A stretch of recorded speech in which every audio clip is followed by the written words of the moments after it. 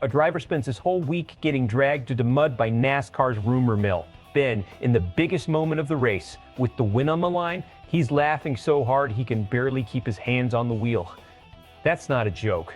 That's exactly what happened to Carson Hocevar at EchoPark Speedway, and by the time the checkered flag flew, nobody was talking about his rough week anymore. Carson Hocevar finished third in the Quaker State 400 at EchoPark Speedway in Hampton, Georgia. Ryan Blaney took the win in overtime after leading a staggering 171 laps, the most laps led in a drafting-style race since Richard Petty's legendary run at the 1964 Daytona 500. Hocevar briefly grabbed the lead late, got shuffled to fourth at the line, but was bumped up to third after Bubba Wallace was penalized for going below the yellow line. Oh, and during the overtime restart, his spotter blasted an 80s soft rock hit over the radio, and Hocevar was caught cracking up mid-battle for the win. To understand why this finish means so much, you have to understand the week Hocevar just survived. He walked into EchoPark under a cloud.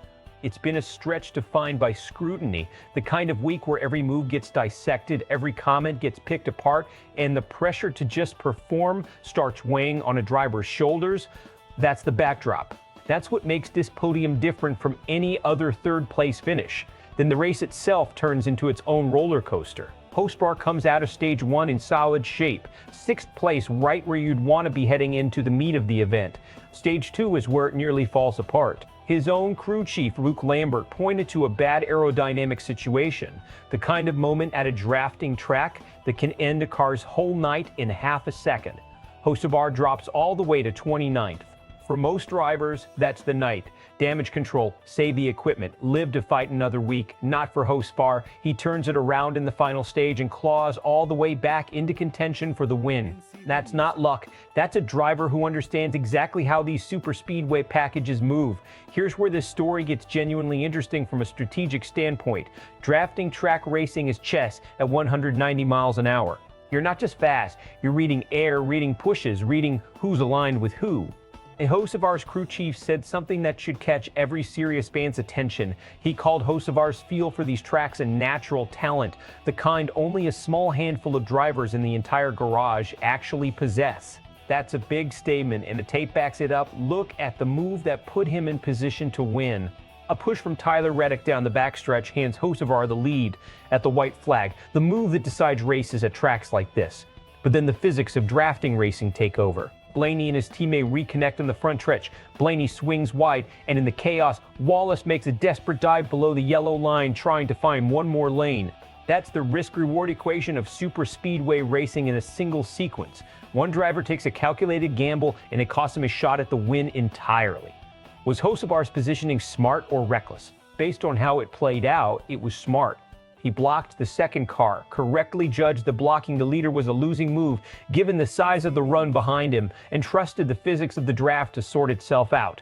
That's not a rookie mistake. That's veteran-level situational awareness from a guy who is, by any measure, still building his resume. And zoom out for a second. This isn't a one-off. Hocevar's been a factor at every single drafting track race in 2026 so far, 4 events, and he's led laps late in 3 of them. Add in his first career Cup Series win back in April at Talladega, and a pattern starts to form. This is officially a Superspeedway specialist in the making. You can expect 2 very different reactions colliding here. On one side, fans who've been skeptical of Hocevar all season are going to point to the chaotic week and say the podium doesn't erase the noise. On the other side, the racing purists, the ones who actually watch what happens on the track lap by lap, are going to walk away impressed.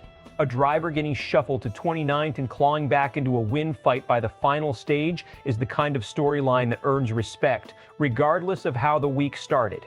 Then there's the moment itself, the singing, the laughing, the pure joy of racing for a win in overtime. That clip is going to travel. It humanizes a guy who spent the week under a microscope, and it's going to shift a lot of the conversation in his favor. Best case, Hocevar rides this Superspeedway momentum straight into playoff contention. He's already jumped to 8th in the regular season standings, and with 6 races left before the chase field is set. A driver this comfortable at drafting tracks becomes a genuine threat every time one of these races shows up on the schedule. If he stacks one more strong run, he's not just making the playoffs, he's a name nobody wants to see in their mirror once the postseason hits. Worst case, the aggressive, high-risk racing style that makes him dangerous at these tracks is the same style that can end in a big one.